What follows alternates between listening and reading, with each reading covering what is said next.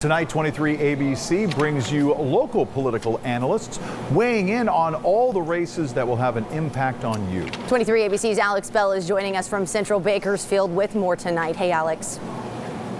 Hey, Jessica. Yes, we are so excited. We're here live at the Fox Theater. We have a lot of ground to cover, so let's go ahead and get straight to it with our panelists here. So we have Dr. Janine Craybill with us this evening. Thank you so much. We also have Jeremy Adams, we have Matthew Martin, and Kathy Romley as well. Thank you guys so much for being here. So Janine, as I said, we have a lot of ground to cover, so let me go to you first. An exit poll done by ABC shows that the top concerns for voters is the economy, about 30%, they say. So is that a concern here in Kern County, do you think?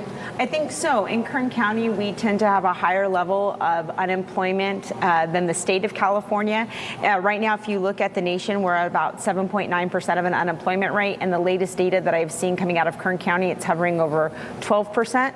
I also think, too, when you look at the youth vote, and even speaking to my own students, I'd like to kind of tie the youth vote concerns with the economy, is that we've seen a surge in youth voter turnout. We'll see if it's on par with what we saw with Barack Obama in 2008. But the youth vote's also very concerned about their employment prospects coming out of this pandemic. We also know that not only we have essential workers, but we have certain demographics that are really being put in a tough position in regards to the economy. So we know that the economy has hurt women more than it has hurt men, largely because they are forced to also take on more of the home duties and overseeing things with their children, overseeing distance learning that is taking place. That's also maybe going to add to the gender gap that we see tonight in the outcome when we look at Biden versus Trump. But we'll also have to see how that breaks down around racial lines, age lines, education lines. And then also we know that the pandemic has hit the Latinx community and the African American community more harshly than it's hit the Caucasian community. And so I think all of that being said, those groups are more impacted by the economy. And so I think that is also driving the concern and kind of pushing out the turnout. But then you also have other people that are supporting the president that want to see the economy open. And so I think that also on the flip side has been a driver for them to turn out to vote. So it doesn't surprise me between speaking with members of the youth vote, looking at the data on the youth vote, looking at various demographics and how they have been hit by the pandemic. So that doesn't surprise me at all that the economy has been a driver in turnout. Absolutely. And switching gears a little bit here, Jeremy, I know you know all about the Electoral College. Obviously, this has been a widely discussed issue that we've seen over several elections, even with Gore versus Bush and the 2016 election. We've seen where a candidate has actually overwhelmingly won the popular vote, but not the electoral vote. So can you tell us what the Electoral College is and who are these people that actually make up the Electoral College? Absolutely. Great question. My 10-year-old son, Benjamin, was sitting on the couch about 2 or 3 hours ago, and he was looking at the national total, and I kept telling him, don't look at that. That doesn't matter. The short end of it is essentially states elect the president of the United States. There is no national vote for the president. We keep track of it because we think of ourselves as the American people, but ultimately it's 51 states, and because the 23rd Amendment gave D.C. 3 electoral votes, it is 51 states that elect the president of the United States. There are 538 electors. You got to get to a majority, which is 270.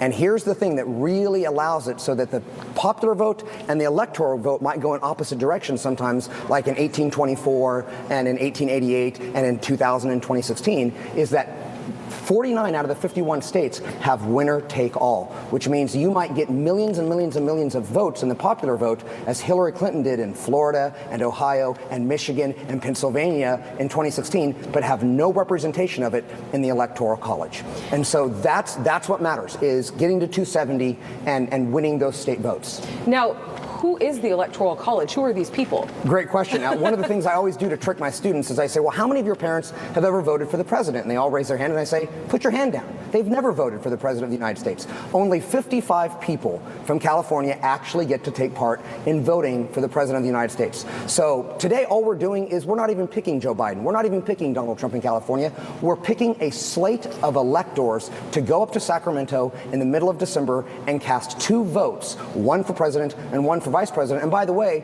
these are usually not even famous people. They're just big donors. They're just important party officials. And usually they have to just rubber stamp what the state has done tonight.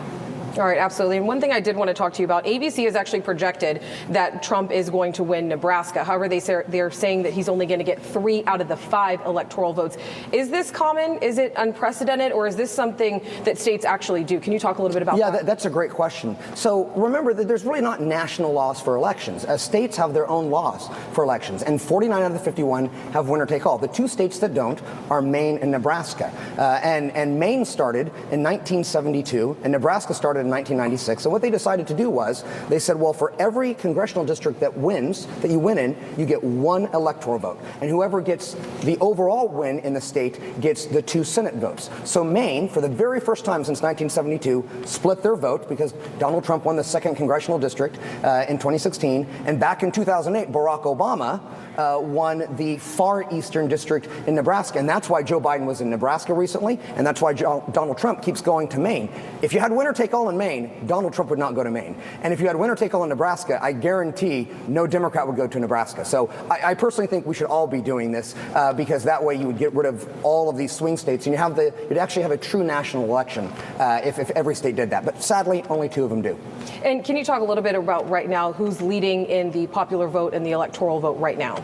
Right now, I haven't seen the numbers, but if I had to guess tonight, I think most people understand that Republicans have lost 6 out of the last 7 popular votes. I would be very surprised if they won tonight. After tonight, it's probably going to be 7 out of 8. But that's not the rules of the game. We're not playing the popular vote game. We're playing a race to 270, and Donald Trump knows that, and Joe Biden knows that, and that's why really tonight we're really paying attention to 10 or 11 states. That's all. That's why every hour when they close these polls and they're able to announce 11 or 12 states like that, it's because they're not swing states. It's because we know in a winner-take-all system, they're going to get that vote. So that's what's happening tonight. I'm pretty sure Donald Trump will not win the popular vote, but the Electoral College will see. Absolutely. All right. Thank you guys so much. And coming up in just a little bit, we're going to talk about ballot harvesting, ballot collecting. We've been seeing it called a lot of different things. And we also saw those unofficial ballot boxes, those ballot drop-off boxes, pop up in several counties here in California. So coming up shortly, we will be discussing that. But for now, Mike and Jess, I'm going to send it back over to you in the studio.